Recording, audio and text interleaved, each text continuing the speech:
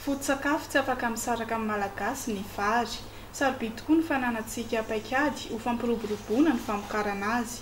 Ny fanatrarana ny fahavitantena ara-tsakafo mantsy dia miainga amin'ny fahavitantena ara-bary araka ny velona fahasivy napetraky ny filohan'ny repoblika izay voarakitra ao anatin'ny plan émergence de Madagascar.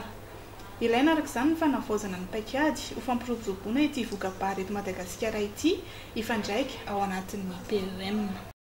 Voalohany aloha ilay ataoko anareo fampirindrana atao mirindra zany amin'ilay plan émergence Madagascar satria anatin'ny plan émergence Madagascar ange misy tanjona mazava be ao anatiny dia mila fanindran-dalana tanteraka zany ilay paikady aty amin'ny département sectoriel ministériel otrotony sy ilay plan émergence Madagascar ankapobeny. Plan émergence tsika izao ny teo aloha zany tamin'ny fotoana zany zany nisy drafitra narahana fa mila arindry zany ampifanandrifiana tanteraka zany mba tena mirindra tsara daholo ny paikady mpampandrosoana eto Madagasikara. Maro ireo teboka tokony horaiketina ao anatin'ity fampiroboroboana ny vokabary eto Madagasikara ity ho fanatrarana ny fahavitantena ara-tsakafo. Tsy maintsy manokana zany fanorenana toeram-pamokaram-bary bebe kokoa tsika zany hoe manitatra zany ny toerana ambolena vary izay ao anatin'ny PEM izay hoe tsy maintsy mahatratrytsika farafahakeliny ny iray hekitara vaovao ka ny fambolem-bary. Fa ankoatran'izay dia misy paikady maro manodidina an'izay na ny lafiny fampiroboroboana ny lafiny ara-teknika zany ny fampanantonana n'ireo ilay bembolina ny teknisianina manakaiky an'ireny mpamokatra ireny anome tosika azy ireo anome tolo-tanana anome ny fanohanana ara-teknika sy ny toko-lalana ho azy ireo izay tena tsy nisy zany zao ary mila veritsika zany satria isan'ny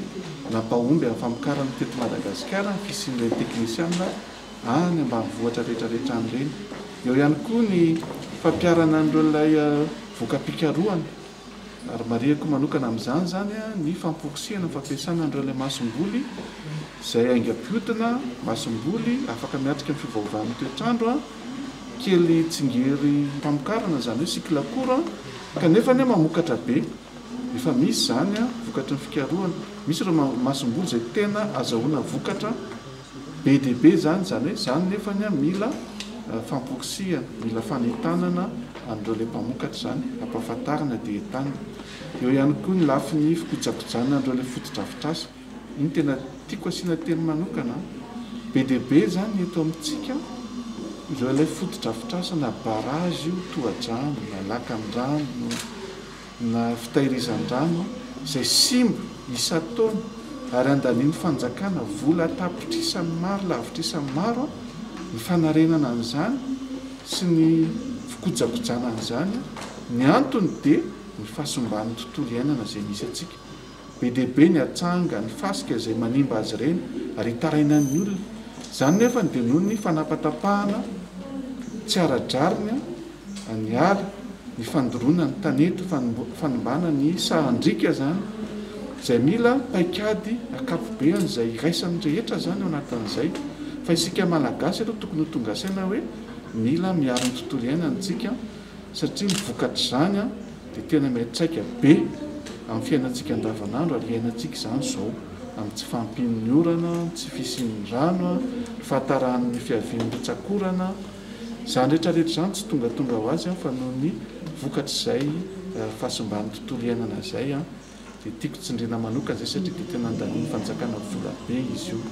Ny 9 janoary 2024 no nanatotosana ny atrikasa fanavaozana ny CNDR teny amin'ny hôtel Panorama Andrinarivo. Marina fa ny taona 17 no nanavaozana azy ity farany. Atrikasa notohanan'ny JICA ary fiara-miasa misy eo amin'ny Madagasikara sy ny CARD na ny coalition pour le développement de la riziculture en Afrique ary isika malagasy dia efa mpikambana tao anatin'izany hatrany am-piandohana.